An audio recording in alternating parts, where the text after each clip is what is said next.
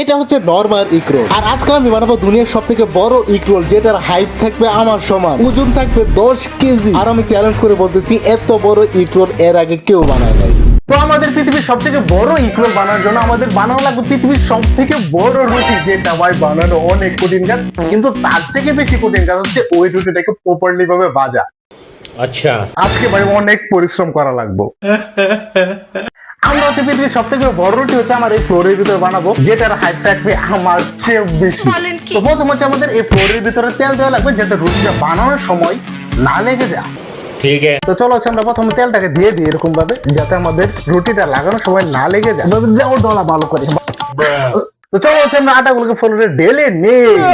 এখন হচ্ছে আমরা আটাগুলোকে লবণ দিয়ে ভালো করে মিশিয়ে তার উপরে ডিম এবং গরম পানিকে ভালো করে মিশিয়ে নেবো, যাতে খেতে অনেকটা সফট এবং ভালো লাগে। আল্লাহ জানে আমি এত বড় রুটি কিভাবে বানাবো, আমি কোনো কিছু বুঝতে পারতেছি না ভাই। কত বড় রুটি হতে চলেছে, তোমার আইডিয়া আছে কোনো?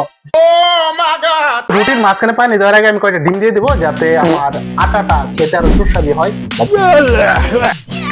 দুইটা। এখন হচ্ছে 3 নম্বর। এখন হচ্ছে আমরা এখানে আরেকটা ডিম দিয়ে দেবো, যাতে জিনিসটা আরো খেতে সুস্বাদু বেশি লাগে। তো চলো হচ্ছে আমরা আস্তে আস্তে এখন সবগুলো মিশাই দিই। এখন হচ্ছে আমরা এখানে গরম পানিতে গুলবো, যাতে জিনিসটা সফট হয় এবং কাজ করতে ভালো লাগে অনেকটা। আমি হচ্ছে গরম পানিটাকে আস্তে আস্তে আটার উপরে ডালবো, যাতে আটাটা অনেকটা সফট হয় এবং আমি গুলতে অনেকটা আরাম বোধ করি। কারণ হচ্ছে এখানে অনেক আটা আমাদের আস্তে ধীরে কাজ করা লাগবে। তো এদিক দিয়ে কিন্তু ডিমেরই পড়ে যাচ্ছে, আমাদের এদিকে পান দেওয়া লাগবে। সব ডিম এদিক দিয়ে বের হয়ে যাচ্ছে গাইস। তো আমার এক হাত দিয়ে গোলা সম্ভব হচ্ছিল না, এই জন্য আমি 2 হাত ব্যবহার করতেছি। ভাই এখানে সত্যি বলতেছি, এখানে অনেক পরিমাণে আটা আছে।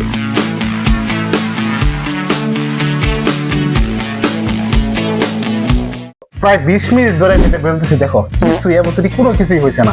আর আমার হাত তো ভাই প্রচুর ব্যথা করতেছে। হেইয়ো তো আমাদের প্রায় 50% কমপ্লিট হয়েছে। দেখো আটা কিন্তু আস্তে আস্তে গোল হচ্ছে, কিন্তু আমার ভাই 12টা বাজে গেছে ভাই।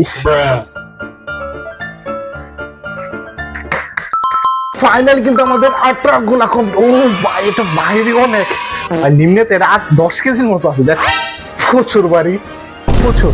আর আমার হাত কিন্তু দেখো লাল হয়ে গেছে এটা গুলতে গুলতে। ভাই এটা প্রথম হচ্ছে আমরা এটাকে ভালো করে গুল করে নিব।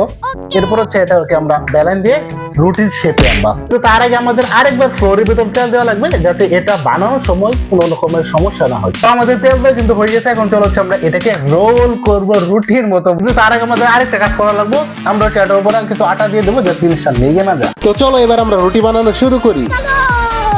গাইস মনে হচ্ছে এই বেলানে হবে না, আমাদের এর চেয়ে বড় বেলান লাগবে। আমাদের লাগবে এটা। এই ও ভাই এখন হচ্ছে কিন্তু দেখো তো অনেক কষ্ট লাগতেছে, প্রচুর চাপ দেওয়া লাগতেছে এখানে।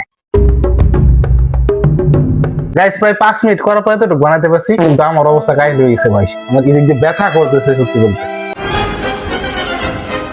তো ওকে গেছে আমাদের কিন্তু লম্বাই মোটামুটি হয়ে গেছে।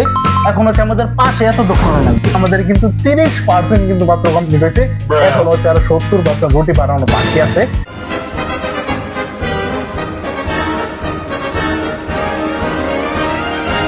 আমি কিন্তু 30 মিনিট ডলাডলি করার পর আমি কিন্তু এতটুকু বানাতে পারছি। আমাদের কিন্তু আরো এতটুকু বানানো লাগবে, মানে আমার সমান। খুবই কষ্ট হবে ভাই। হাতের অবস্থা কিন্তু খুবই খারাপ হয়ে গেছে, দেখো লাল টকটক হয়েছে। আমি হাত মুখ মারতে পারতেছি না, এই অবস্থা হয়ে গেছে ভাই। এখন আমি তোমাদেরকে আসল মাপটা দেখাই। দেখো আমার পা দিয়ে কিন্তু হয়ে গেছে। এখন হচ্ছে মাথা দিয়ে প্রায় 1 ফিটের মতো বাকি আছে।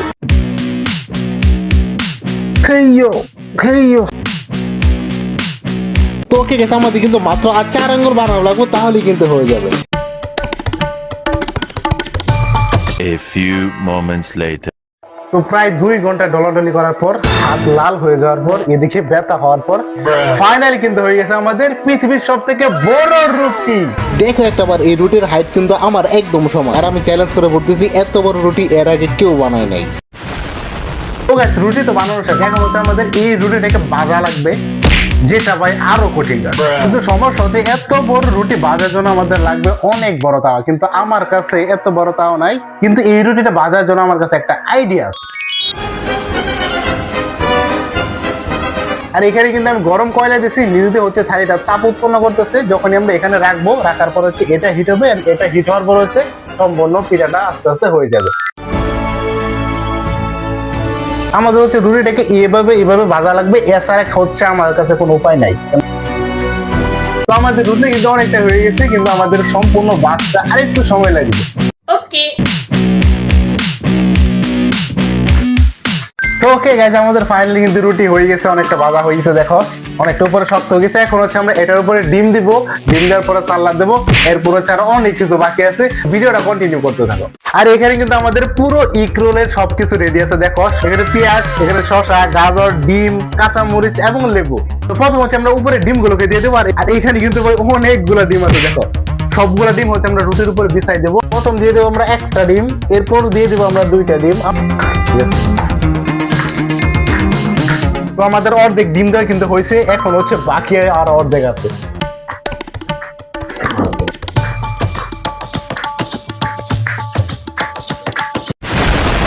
তো আমাদের ডিম দিয়ে কিন্তু কমপ্লিট পুরো রুটির উপরে, তোমরা যেমনটা দেখতে পাচ্ছ আমরা কিন্তু সম্পূর্ণ রুটির উপরে ডিম দিয়ে দিয়েছি। এখন হচ্ছে আমরা বাকি প্রসেস গুলো করবো, তো ভিডিওটা সম্পূর্ণ দেখতে থাকো। अच्छा ठीक है। রুটির উপরে কিন্তু আমাদের ডিমের কাজ শেষ, এখন হচ্ছে আমরা দিব শসা আর গাজর।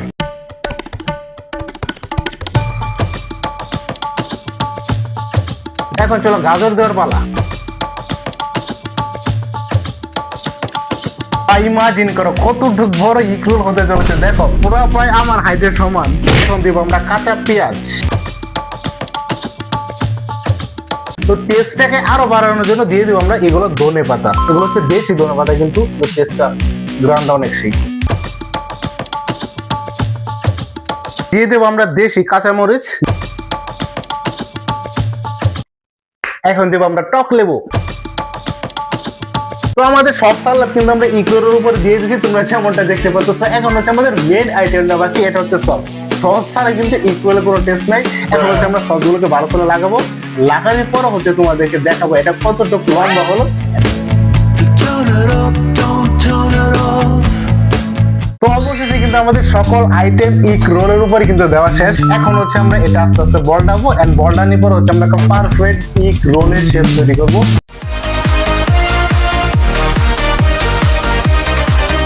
আর আরেকটা কথা আমি তোমাদেরকে বলতেছি, রুটিটা কিন্তু অনেক বড় হয়, আমি নিচ দিয়ে রুটির তাপ দিতে পারি না, এই জন্য নিচের দিকটা কাঁচা ছিল। তো এরপরে রুটিটাকে আমি ভালো করে বলাইতে পারতেছি না, কিন্তু আমি যথেষ্ট পরিমাণে চেষ্টা করছি যাতে আমার এগ রোলটা পারফেক্ট হয়।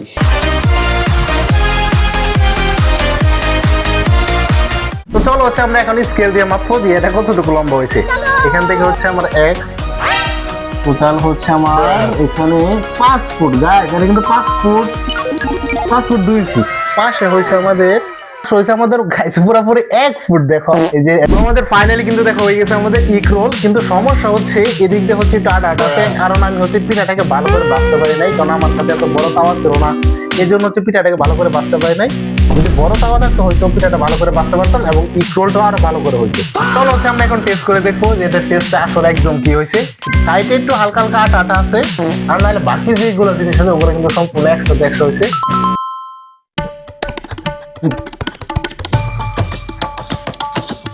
টেস্টটা কিন্তু নর্মাল এগ রোলের মতো হয়েছে, কিন্তু আরো ভালো হয়েছে যদি পিঠাটা একটু ভালো করে হইতো।